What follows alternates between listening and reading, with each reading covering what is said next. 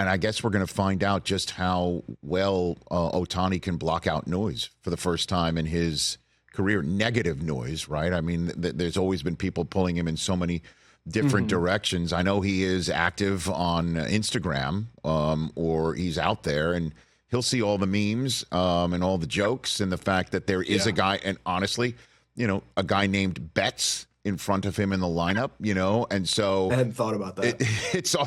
It's all out there, Andy, and so what the Dodgers, I guess, were the first ones to kind of keep the reporters at bay. What is next here? They've got a series with the Angels this weekend, don't they, for spring training before it all starts? Yes, the Freeway series, and then spring training then the regular season will kick off later in the week. Yeah, it's going to be a circus. It was already going to be a circus. I was there at Camelback Ranch, covering the Dodgers a little bit this spring, and it was already very crowded, very intense, a ton of attention. And now you take a player who was already an international superstar and merited so much attention, and you throw a national scandal on top of that. Yeah, it's going to be a significant sort of, I tend to downplay media, not downplay, but I just kind of disregard media related controversies. There's all these reporters here, it's a distraction. Now, these guys are professionals, right? They tend to be good at blocking out the noise, but this is a level of noise that's a bit different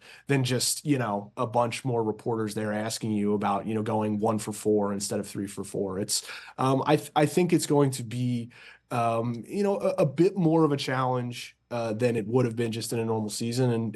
But it's the timeline of how quickly this will move, how much information will come out at what pace. So it's just hard to know right now because it's somewhat of a bit of an unprecedented situation. Well, how soon? Last one for you, Andy. How soon do you think until a certain 82-year-old resident of, I believe, Las Vegas, Nevada, who once upon a time resided in Cincinnati, Ohio, raises his head and comments? Where is Peter Edward Rose in this whole situation, Andy? Because I suspect you could find him. I mean, if you just reached out to his people, I'm sure he'd be happy to come on the show.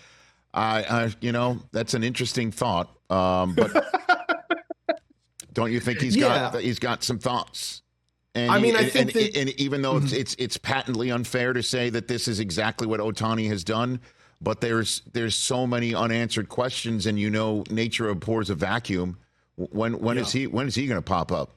Give it time. It's like it's not Groundhog's Day because that doesn't always happen. I don't know. I think it is interesting, that this story occurs as Major League Baseball, along with so many other sports leagues, just become more entangled in the world of gambling and accepting money from bookmakers and things like that to, having sponsorships. And you turn on a television and you see all these ads. I mean, my phone is just lit up constantly with ads for, betting on stuff. And I don't, I play poker, but I don't like sports bet. And so I'm just getting flooded. And so, yeah, I mean, I think that it's a really it's a bit of a slippery slope, and you starting to see some of the ramifications of it, and that you can see how even folks who have, access to significant income or, can get enmeshed in it. Catch the Rich Eisen Show every single day on the Roku channel, 12 to 3 Eastern, for free.